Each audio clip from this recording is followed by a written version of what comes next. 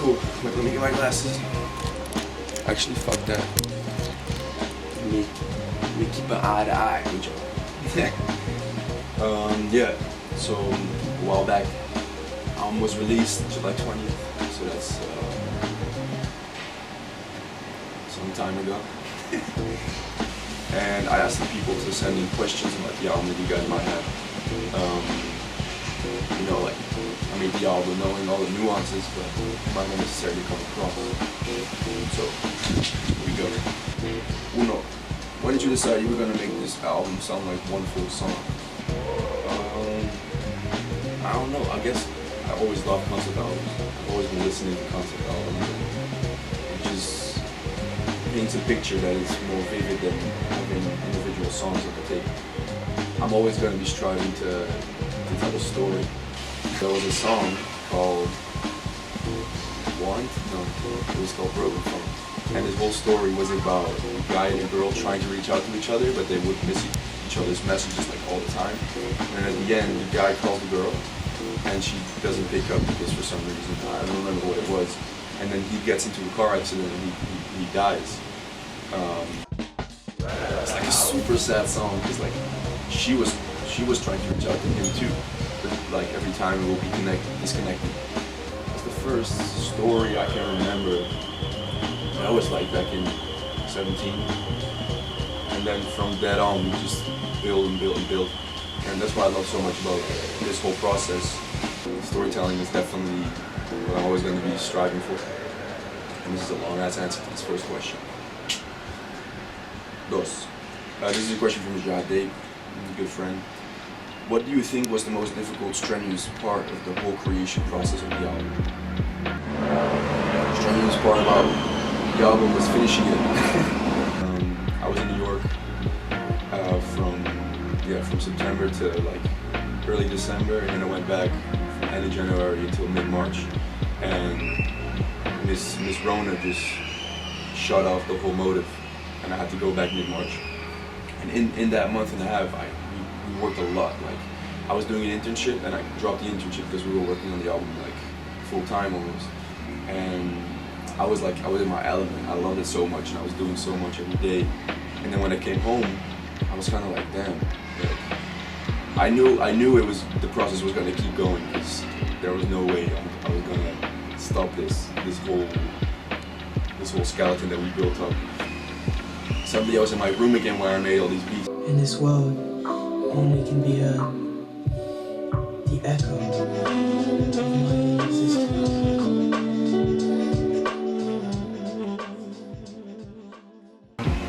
How is this picture gonna get to an end point?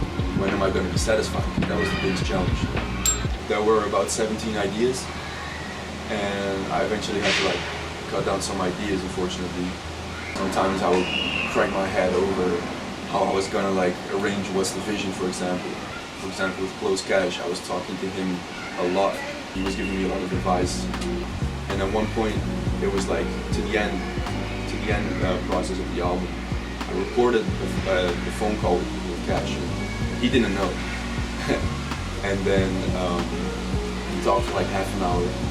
And at the end of the talk, he was like, yo bro, you should have recorded that, like, or there's like some fire shit that we talked about, and I would have been sick. And then I was like, bro, got you. So those moments were just really nice, and that made me realize that sometimes, that's why I put that message in the song, sometimes you shouldn't know how to think shit, because the answer was in plain sight. I was talking to Cash every day about this shit. And I know sometimes it's hard to not overthink it, because your mind is going to go into like a certain canal, no pun intended. That it's harder to like switch perspectives and like look at a certain situation from another lens. But try to do it, strive for it. And, you know, it's really eye-opening. Third question from my guy, Fora Fire. How was it collaborating with all these different artists? See, I like that question because when I was starting to make beats, the only dream I ever had was to work on an album or work on songs with other people. Create something, literally creation.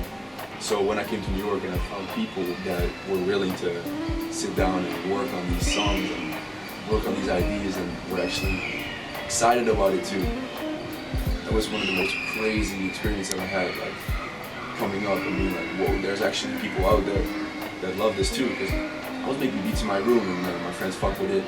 They weren't really interacting with it on a creative level, you know. Now, obviously I can't blame them, you know, like they were doing other stuff. And then when I came to New York, there was Max that I met at the deli 4 in the morning that was like, yo, this is fire. I'm gonna pull up tomorrow, like the day after. And I was like, what? That's how it works? You know, so that was really like, wow.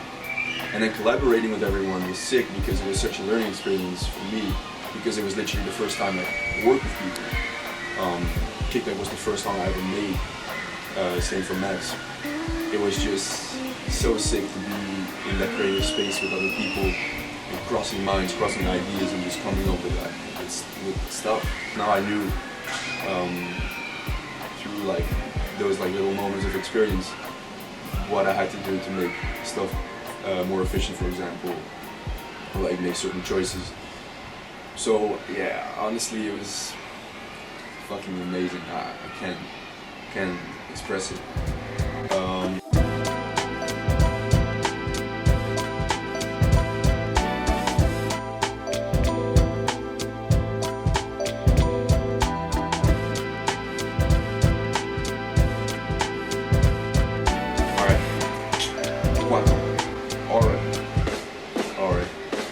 How did working remotely with artists influence the creative process? Damn. Well, I guess it really did influence it in a really interesting way, because if it wouldn't have been for Ms. Rona, this album would have been completely different, and I think it would have been way less deep. Like, the depth would have been not there as much. And working remotely allowed me to just be alone in my room, and sometimes, like for example with a personal project like this for MediTape, I work best alone at certain moments, just because then I can like sit in and like just be with my own self and just think about certain stuff without any distraction. And then it's great to switch it up and have sessions obviously with people around me. But then I was just like in my room all the time, and I was talking to Wally and Max on the phone every day, literally every day, and talking to other artists on the tape. And that was really interesting because it allowed me to get back to what I was doing after the call would end, but I would know what I was going to like get to, having learned stuff from that call. You know? So it was really cool to just have that mixture of being ultra connected and complete disconnection when the call would end. And that allowed me to just dive in every track with every detail that I had in mind, to paint the picture as vivid as I can, with the brightest colors as I can. The contribution from the artist coming in, opening a new vocal pack from Cash that he recorded like the second verse, you know. Some new vocals that Aura laid down on the bridge in Bliss. And they were in that room literally too. Like everyone was just in that room just fucking working on this shit. So working remotely was essential to get MediTape to where it is right now. So yeah. 5. My guy JP rolls on the rhythm. Which song of the album flowed out the most natural while creating and how so? I guess it just started with Kickback, honestly. Or maybe even After Sunrise. It's kind of weird to think about because those two songs were the songs that I made the beat, and like the day after, everyone pulled up to the studio and just started writing to the shit. I put a little clip in here of like the studio session that we have for After Sunrise. And that's the day I met Jake, and Jake just opened my eyes to like a lot of technical stuff and like a lot of things that he was experiencing, like how he saw things in the music world. Because I hadn't really come across another producer yet that was kind of doing the same thing, you know. So it was really cool having that session and just seeing Blaze, Max, Wally in the background writing and just crossing ideas in minds. There's one clip I love, and Dayton filmed that. Big up Dayton. and you can see me sitting behind the desk and Jake standing up. We're talking about beats, and then you can see Lace, Wally, and Max on the bed, literally coming up with the Run It At a House part. And yeah, honestly, it's such a magical moment. I'm fucking grateful they didn't film that. That's why I love documenting shit, and that's why I brought this camcorder to New York. Little clips and little nuances to explain. Just because. Just because it creates this extra dimension to the sonic world. You know, it gets a whole lot more physical. I love that. I literally sent Max a text the day before they came, and I was like, yo, I made this beat. I feel like I made it for you, but I don't know why. And that's like where it started, literally. They pulled up the next day, and the beat was on a loop. I was cooking some food, and Max while he was working, writing, crossing ideas, and fucking sitting on the couch. And that's where the couch aesthetic kind of comes from. Literally, that living room, my first apartment in New York. There was this lamp, this typical like living room lamp, couch, and curtain rug. That was just the scenery. Everything sprouted from those three elements. The first session was at my place. The second session was probably at Founders in Max's dorm, and I was just carrying around this suitcase with all the recording equipment in it. And I would just pull up there. They would pull up to mine and switch it up a little bit. It was just session. Boom, done. I was going back home, mix the track. The first time I mixed, I took like a week and a half because I didn't know shit what I was doing. But the song was finished, and that's where it started. Numero 6, my guy Lace. What do you think about MediTape when you think 10 years in the future? What do you think this project is going to mean long term? Oh, I love that question. I'm going to look back at this period in 10 years being extremely grateful that I got a chance to have an experience like this. I want to have 5 albums out, including MediTape. I want to have DownTime Studios being something where independent artists can go to submit their music, and that it goes to stores safely and it doesn't get fucked up by Kevin from TuneCore. You know what I mean? So yeah, looking back, super grateful for this experience. Super grateful as fuck. Set. Do you have a vision for every song, and if so, which turned out at least as expected? So I do have a vision for every song, because for me, making music is about like recreating a feeling that I got from artists that I was listening to or am listening to. But I'm thinking writing was probably the one that took the most turns, or like was the least expected. Writing was the song that broke my head the most, probably. I wanted to have moments that break the album into chapters almost.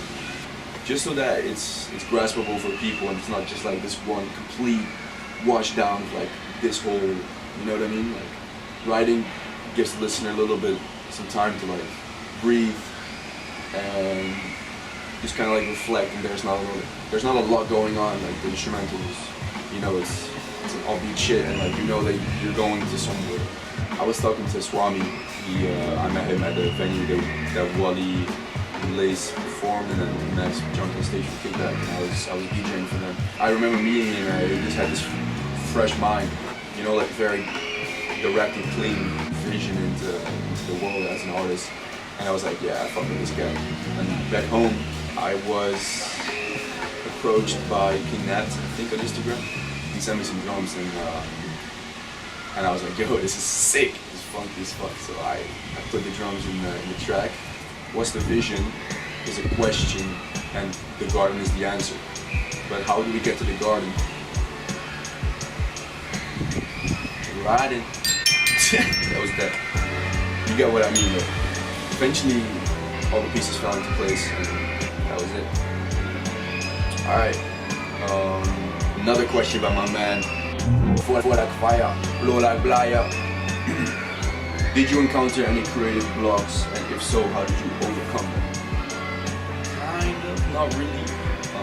When I was in New York, I didn't have any blocks because the city was just too crazy to have any blocks. Honestly, I was out all day, riding the train, going wherever the fuck we were recording that with my little suitcase. And I was just excited to fuck out of my mind, ready to make this album. Because I went to New York and I was determined that this album was gonna be finished. I wasn't sure how it was gonna be, but I knew it was gonna be finished. Having met all these people, especially the second time I went back, performing and like meeting more and more people that were putting energy into me as well, it was really sick, and it just kept me going. And then when I got back home, I had a few vlogs here and there, but that was also just because quarantine. Like I was not leaving the room. I was in my room for like 3 months straight. Sometimes it got a little, you know what I mean? It got a little, but we figured it out. I realized that sometimes when you're in that block, you gotta step out of the environment. I went for a little run, like skated down the street, and just step out of that bubble. You did the job. Sometimes people have other mechanisms that work for them. That's just me, I guess. I don't know. 9. Number 9 by Nina Del Rio. How do you feel that your own influences and experiences came together with those of the other artists? My influences reciprocate. The artists that I love. I don't even know if that's the right word. You guys know what I mean, right?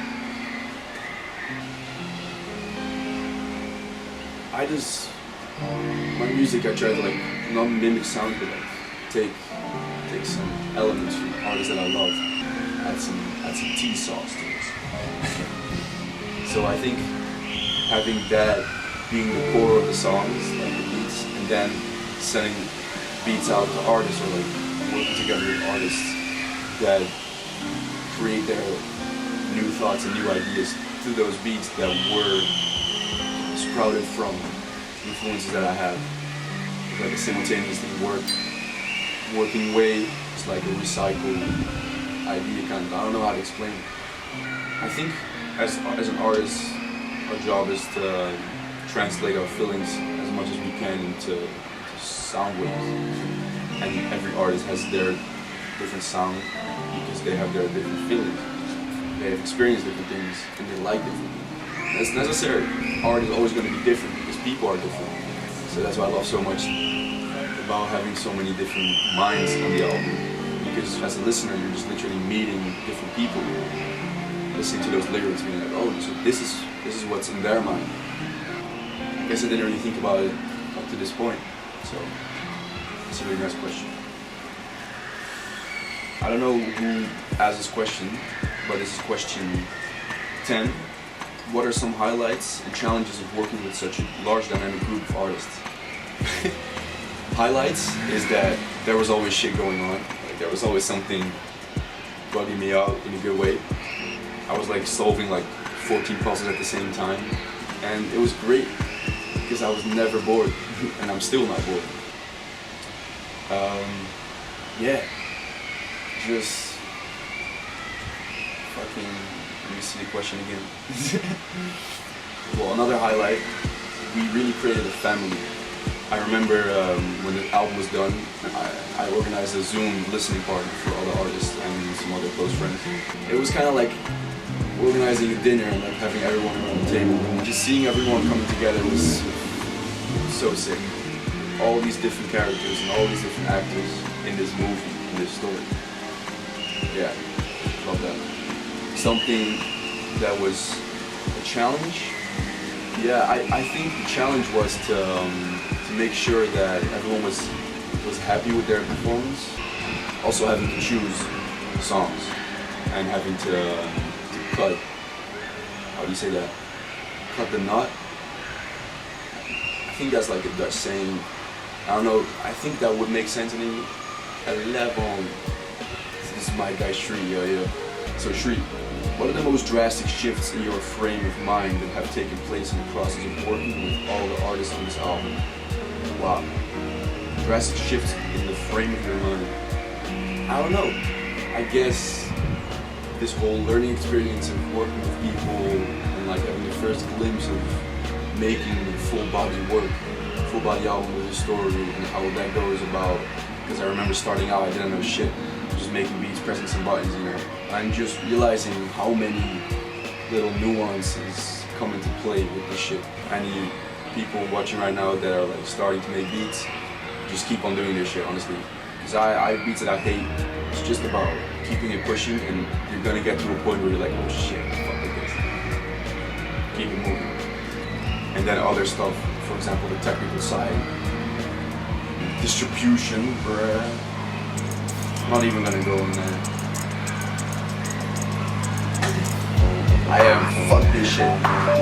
Record Jet, TuneCore, DistroKid, Lander, some other bullshit platform. 5 platforms that we went through to try to get our message across. This album, we wanted to get this album out into the world, but they wouldn't let us. Record Jet was saying that we should change the transition because the stores wouldn't accept it. It was like crossing the guidelines. Lander was saying, oh, you guys can't do. DistroKid wouldn't let us. Too much to get into. Fuck Kevin though. Numero 12. My guy Jake. The big question. What's next? You're honed in on a certain nostalgic sound with the MediTape. How is your sound changing as you are now creating beyond the MediTape? I guess just keep it moving. Best believe the second album is coming out together with The Shiny, Bloom 2021. So don't go waiting on that. It'll be there when it's there. You know what I mean? and working with other artists, trying to get more production out, beats for songs that they want to make, and just creating more shit. Subject, get in here. Who you talking to, bro? Talking to the peeps, bro. I'm answering questions real quick. I was just talking about question 12 or 13 or 12. Yeah, Jake. Big question. What's next? I was talking about Bloom. But the only information I gave them was Bloom 2021, and it's us. Yeah. Soon come. Don't worry about it. My laptop is 14%, so I want to go through this. Yeah, go ahead. But yeah, question 13 by my guy Luke. Miss you, bro. Man, like, what was the moment you knew that MediTape was the goal? Did it just become what it was naturally, or was there a direct plan to cultivate a certain sound and energy in a cohesive project? It's a very well formulated question, Mr. Luke. Well, I knew that MediTape was the goal once I got my first Scarlet, and that was like 3.5 years ago, almost 4 years ago now. I wanted to make a project. I wasn't sure what it was going to contain, but yeah. Was it a consequence of getting this new Scarlet? Well, kind of in my mind, yeah. I was like. Now well, the options. Now I can really do some shit. You know, it was like a painter having all this paint and now a white blank canvas. Yeah. Oh, okay. Literally holding it, I was like, what am I gonna do now? And then I guess the cultivation of my vision came with me being interested in artists that I love and just trying to recreate that feeling. To make music that I love, basically, and with people that I love. That's what it's about. Beautiful words. Mm-hmm. And then the last question with my guy Dayton, catch my guy on the 10th track. Which memory of the whole process sticks out the most when you reflect on making the album? Okay, this is, I know you know what I'm thinking. The moment? Yeah. There's a couple though. There's two that I have in mind right now. What's your first memory? My first memory is after the first session of Kickback. Yeah. 100%. We recorded the first verse, or like the first 8 bars or something, Wally. And Wally dipped, he had to do some shit, and Max and I went to the deli on the corner. I just remember like, I exported the file real quick and like, we both had one earphone in and we were just geeking the fuck out, bro. We were just hearing this and we just kept replaying it and we were just jumping around, and the guy in the deli was just literally cheering with us. It was so sick. And that was that moment when I realized like, oh, we're actually on the path right now. And like, like the feeling I was trying to get for all this time, and now this is like the first seed, like the first fruit that was grown from that tree. It was so sick. Yeah, definitely. And that was a special moment. Yeah. Like basically sealed our fate. Yeah. In a sense. There's a lot that comes to mind, and it really changed because it went from us being all in New York to being all in our little bubble at home and like quarantine, which is a really different approach to like making songs. You know? Yeah. Like I feel like loads of the songs on the album, like they weren't all made like in a studio organically in one session. Yeah. Some were like vocals were being sent from one place to another, but however it was made, it all turned out as like a special thing that linked the people that worked on it together. Yeah. Which is sick. But I think about another session that was in a group, and I'm thinking about the Sunrise. Yeah. Because that was the second session. Yeah. We were back in New York in February, ready to work, and that's the day I properly met my guy Jake. Yeah. Russell, big up to that guy. And first time I properly worked with Blaze. And I just remember being in that room and hearing the beat and trying to figure that shit out. You know which one's like the best. And so then you know where to go spend your time on. Yeah. And if we can start a bunch of stuff, you then have so many more options and you can and then all the stuff you're not using. Exactly. Yo, that's so true because I'm trying to sell more beats. Yeah. Like I'm trying to get on that. But I haven't time. Yeah, I was thinking that too. She on was the couch. Yeah. I don't know, man. She was crazy. I was chilling on the couch. Yeah. I had really great OD. You haven't? Like I mean like I've said beats. Yeah. Oh yeah, I had it. Yeah, okay. Oh no, she beats to sell. Yeah. And then everything happening along the day that just like perfectly molded what the song was to be. You know, us getting kicked out of your house and everything. Yeah. And yeah, that's ideally how I want a song to be made, you know, like as a reflection of that day. And just like all wrapped up in a day through a feeling that was in the air that day. That for me is the perfect way of creating a song. And songs are created in loads of different ways, you know, like Bubbles was created in a bubble. In a bubble, but through loads of different sessions, and it was great as well. It was just a completely different approach. A different experience. Yeah, and I love that one organic feel. Looking forward, like that's why it's so sick that we're now we're like living together, like working on this shit. It's like every day is like that almost. Like once we get into the zone, it's the more beautiful. So way more to come, you know. It's the way to go about it.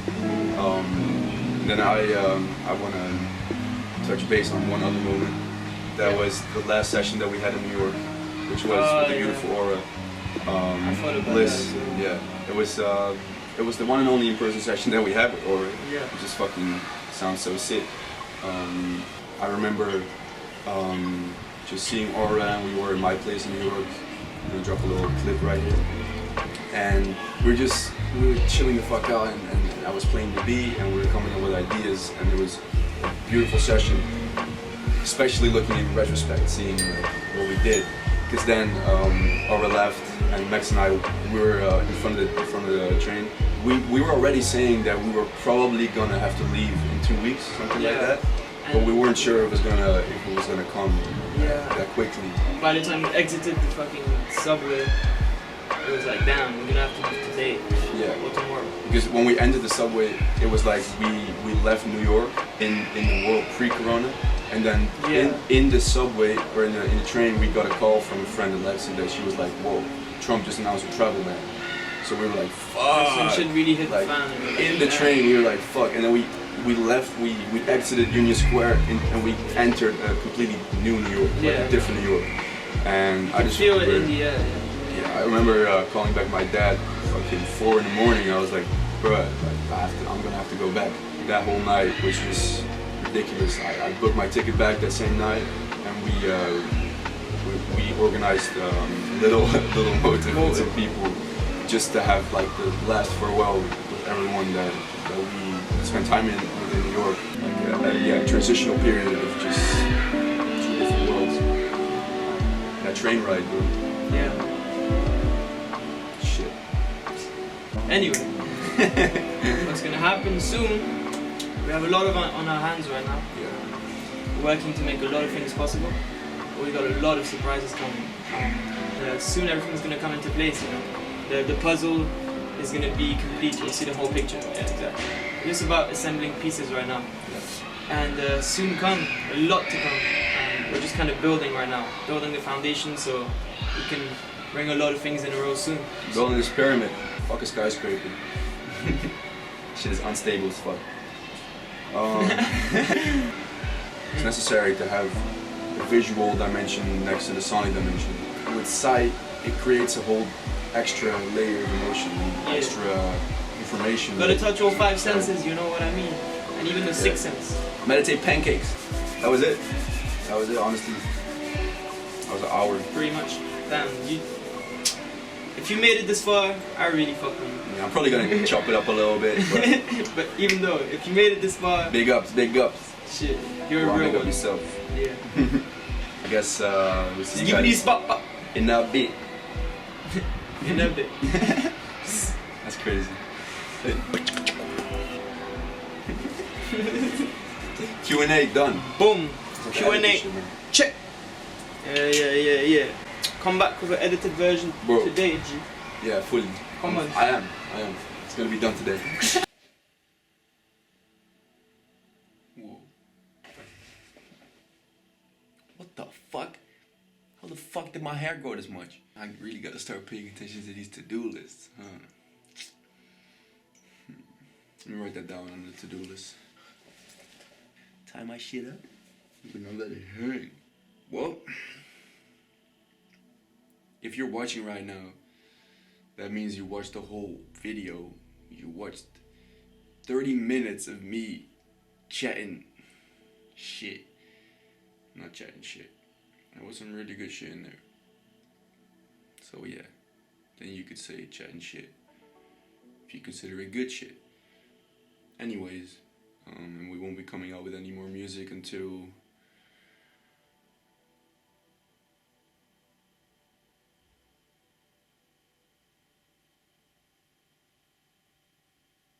you feel me?